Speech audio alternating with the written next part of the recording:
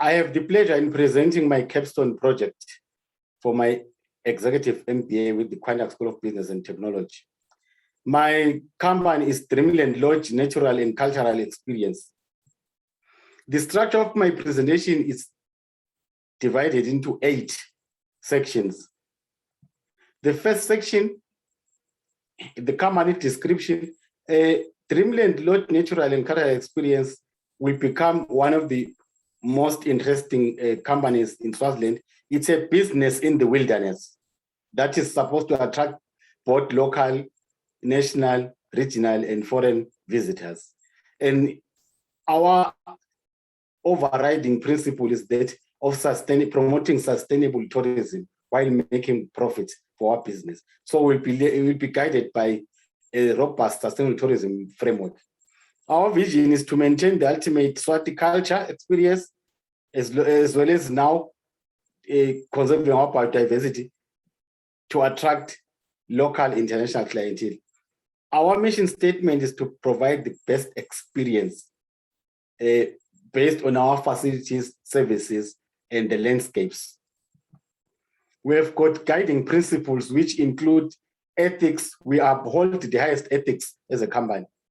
The biodiversity heritage, cultural heritage, sustainable tourism, quality service, respect for culture and social being, no discrimination based on gender, race, nationality, color, etc. There'll be constant communication that we promote, information sharing, initiative, passion, change, and then education. Those are our guiding principles and core values.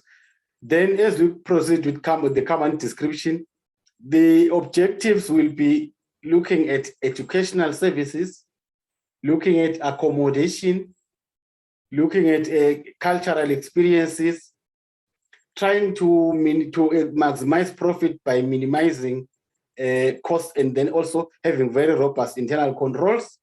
And our focus as a team is to work towards achieving the best business for our shareholders. Our organizational structure is a very simple one, but very effective. The general manager will be the overall, reporting to a board of trustees. We have the HR manager, we have the operations, finance, with the business, and operations, there's also housekeeping and maintenance. Under finance, there's accounting, and then front desk. Then under the business, there's marketing and sales and bookings. Now our team will have job descriptions which are specific, but through the job descriptions, you will see that this is a team of diverse people working for the same vision of achieving sustainable tourism, increasing profits, and conserving biodiversity. So general manager overall for business, administration, the strategic planning management, HR functions for the HR, operations, finance, and as such. So all the players herein, as the job title says, and the responsibility, are going to play their various roles, but in a puzzle. So when they work in a puzzle, then to complete the puzzle will mean they are working as a team, and then the profits should be ensured. The industry background, now we've got customer segmentation. We're looking at customers from all over the globe. We look at the local market, we look at the national market, we look at the regional market, we look at the global market. Now there's Africa, South America, South Africa, Europe, Asia, and others. So customer expectations, we know our customers will always be looking for a tranquil and peaceful environment. It's having said that there's a business in the wilderness. It's for recreation, it's for healing, and so on. So those are the expectations. And we have to be up to scratch with our service to our customers. Then Dreamland now will offer 24 rooms, which can accommodate about 60 people. So even teams or groups can come. Then we also, under the industry background, we now did our SWOT analysis to look at the internal environment and the external environment that would affect our company. And under the strengths, the country is actually blessed with biodiversity and spectacular landscapes. That is a positive. However, now in the SWOT analysis, you realize that when you get to the detailed business plan, there's some political issue where the country is trying to transition to a democratic country because it's an absolute monarchy. So now people are sometimes rioting. So that might actually hinder our business growth. Then when you look at the macro environmental analysis of the tourism industry in Eswatini and the Eswatini tourism industry growth rate, you can see that there is a very good opportunity for Dreamland to prosper. Now, there is no direct competition that is directed at Dreamland. However, we have actually analyzed some potential competitors. There is Lukoko Sun Hotel, Sibane Hotel, Happy Valley Motel, Hilton Garden, Mountain Inn, and then the Wildlife Central. All these are offering accommodation, conferencing, swimming, restaurants, and bar. But the reason why there's not direct competition is because ours is in the wilderness, and then over and above being in the wilderness, there is cultural experience, there are some cultural dishes, there is cultural dances, and so on. So that is what distinguishes and separates us from the rest. In terms of our market analysis, there is a segment which is concentrated on wildlife experience, including backpacking, hiking, bird watching, professional hunting. There are some outdoor enthusiasts, camping, fishing, cycling, safari, picnics. Then we have travel tours. We package tours for cultural experience, overnight stays in our facilities. Then conference, corporate, social functions. There's the food, conference, accommodation, adventure, career performance. So our market analysis is as such. Then our operations plan comprises our management philosophy, services to be offered, accommodation. There's quite a number of chalets at Dreamland, and there's some self-catering. Some of them are not self-catering, but there's accommodation aplenty. Then we have the restaurant and the bar, which is a service. We have got the rendezvous conference facilities, which is a unique accommodation. Then other facilities, which will include the swimming pool, internet connection, different facilities. Then we have a sales plan, which is robust and full of promotions. Our marketing plan now is based on a review and analysis of the tourism industry in the country, as well as local businesses. Then, as Dreamland, our marketing plan looks at innovation and creativity, as well as brand awareness through social media, such as Facebook page, Instagram, WhatsApp Business, TripAdvisor, YouTube channel, and various print media. So it's a comprehensive marketing plan. Then our financial plan, which is the last section, will comprise capital requirements for this business.